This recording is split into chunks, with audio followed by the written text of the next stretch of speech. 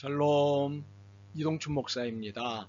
오늘도 여러분의 삶이 주님의 평안으로 가득하시길 기원하며 하나님의 말씀을 나누겠습니다. 오늘 주시는 말씀은 히브리서 11장 32절에서부터 40절의 말씀입니다. 내가 무슨 말을 더하리요?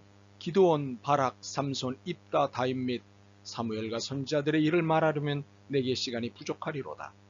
그들은 믿음으로 나라를 이기기도 하며 의를 행하기도 하며 약속을 받기도 하며 사자들의 입을 막기도 하며 불의 세력을 멸하기도 하며 칼날을 피하기도 하며 연약한 가운데서 강하게 되기도 하며 전쟁에 용감하게 되어 이방 사람들의 진을 물리치기도 하며 여자들은 자기의 죽은 자들을 부활로 받아들이기도 하며 또 어떤 이들은 더 좋은 부활을 얻고자 하여 심한 고문을 받되 구차히 풀려나기를 원하지 아니하였으며 또 어떤 이들은 조롱과 측짓질 뿐만 아니라 결박과 옥에 갇히는 시련도 받았으며 돌로 치는 것과 톱으로 켜는 것과 시험과 칼로 죽임을 당하고 양과 염소의 가죽을 입고 유리하여 궁핍과 환난과 학대를 받았으니 이런 사람은 세상이 감당하지 못하느니라.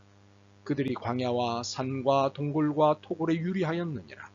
이 사람들은 다 믿음으로 말미암아 증거를 받았으나 약속된 것을 받지 못하였으니 이는 하나님이 우리를 위하여 더 좋은 것을 예비하셨은즉 우리가 아니면 그들로 온전함을 이루지 못하게 하려 하심이라. 아멘. 히브리서 11장 32절부터 40절 말씀을 본문으로 믿음은 헌신을 요구하지만 결코 공짜가 아닙니다.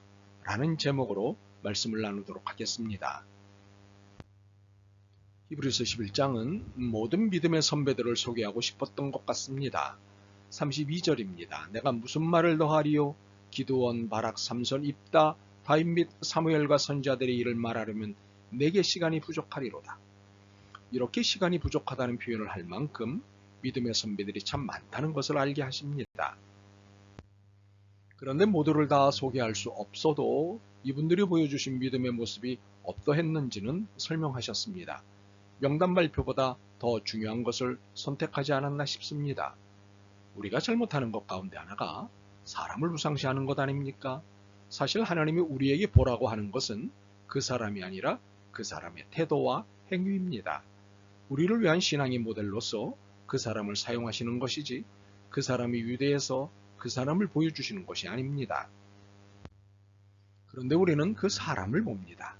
결국 그 사람을 바라보다 그 사람을 우상시하게 되고 그 사람의 잘못과 결점이 모두 감추어지는 끔찍한 결과를 갖게 됩니다. 그러므로 우리가 주의해야 할 것은 사람을 봐서는 안 됩니다. 그의 삶에서 내 삶을 반성하고 그의 태도에서 내 태도가 도전을 받아야 합니다. 우리가 사람을 본다면 하나님이 창조 의도에서 어긋나 불완전해진 사람을 보는 것입니다. 그래서 그의 삶을 보는 것입니다. 그의 삶을 보고 도전받고 반성하는 것입니다. 사람에게는 선한 것이 없습니다. 히브리서 기자는 32절의 선배들의 믿음을 두 모습으로 나누어 소개합니다. 하나는 33절과 34절이고 다른 하나는 35절부터 40절입니다. 소개하는 첫 번째 모습은 33절과 34절입니다. 그들은 믿음으로 나라들을 이기기도 하며 의를 행하기도 하며 약속을 받기도 하며 사자들의 입을 막기도 하며 불의 세력을 멸하기도 하며 칼날을 피하기도 하며 연약한 가운데서 강하게 되기도 하며 전쟁에 용감하게 되어 이방 사람들의 진을 물리치기도 하며. 첫 번째 그룹을 소개하는 모습의 특징이 있습니다. 살림 모습, 산 모습이라는 특징입니다.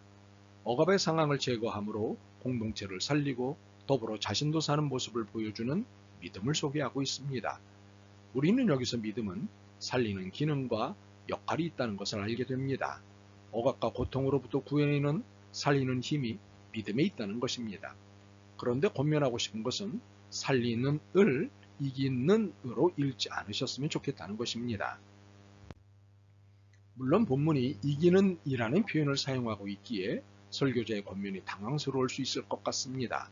그러나 우리가 의도적으로 피할 것 중 하나가 승리주의, 정복주의에 기댄 용어나 개념, 그리고 이를 연상시킬 수 있는 용어나 개념이어야 합니다. 이래야 하는 이유는 기독교가 예수님을 따르는 공동체가 아닌 예수님을 말하는 종교로 전락하기 때문입니다. 두 번째로 소개하는 모습은 35절에서부터 38절입니다. 여자들은 자기의 죽은 자들을 부활로 받아들이기도 하며 또 어떤 이들은 더 좋은 부활을 얻고자 하여 심한 고문을 받되 구차히 풀려나기를 원하지 아니하였으며 또 어떤 이들은 조롱과 책짓질 뿐 아니라 결박과 옥에 갇히는 시련도 받았으며 돌로 치는 것과 톱으로 켜는 것과 시험과 칼로 죽임을 당하고 양과 염소의 가죽을 입고 유리하여 궁핍과 혼란과 학대를 받았으니 이런 사람은 세상이 감당하지 못하느니라. 그들이 광야와 산과 동굴과 토굴에 유리하였느니라. 앞부분의 분위기와 다른 것은 산이 아니고 죽은 이기 때문입니다. 35절에서부터 38절을 보시면 심한 고문받음, 조롱과 책짓질 당함, 결박과 옥에 갇힘, 시련받음, 돌로 맞음, 톱으로 잘림, 시험과 칼로 죽임당함, 양과 염소의 가죽을 입고 유리하며 궁핍과 환난과 학대를 받음, 광야와 산과 동굴과 토굴에서 유리함 등의 상태 묘사를 만납니다. 이는 믿음으로 살면서 겪은 상황들입니다. 고난으로 끝나지 않고 죽임까지 당했습니다. 톱과 돌과 칼이 동원된 심한 고문, 가난이라는 극심한 학대와 유리, 이 모든 것은 누구도 바라지 않는 상황입니다. 그러나 믿음을 지키기 위해 이 상황을 만날 때 선배들은 이 상황을 피하지 않았습니다. 물론 이 상황들을 향해 어디 와봐 라고 하지 않았을 수도 있습니다. 그러나 구차하게 도망치지는 않았습니다. 그러므로 우리는 이 위대한 믿음의 삶을 살아낸 선배들을 존경해야 합니다. 그런데 히브리서 기자는 선배들의 소개로 11장을 끝내지 않고 매우 의아한 이야기를 39절과 40절에 내놓고 있습니다. 이 사람들은 다 믿음으로 말미암아 증거를 받았으나 약속된 것을 받지 못하였으니 이는 하나님이 우리를 위하여 더 좋은 것을 예비하심 쓴즉 우리가 아니면 그들로 온전함을 이루지 못하게 하려 하심이라. 히브리서 기자는 이분들의 삶을 본받아야 할 믿음의 삶이라고 진지하게 소개하였습니다. 그런데 막판에 약속된 것을 받지 못하였으니 그들로 온전함을 이루지 못하게 하려 하심이라는 말로 소위 자존심 상할 말씀을 하셨습니다. 이유가 무엇일까요?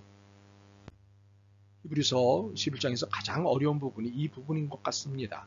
그렇게 가장 중요한 부분이기도 합니다. 이 부분은 새 언약의 백성, 예수 그리스도로 인한 하나님 백성의 특성을 부각시키는 부분입니다.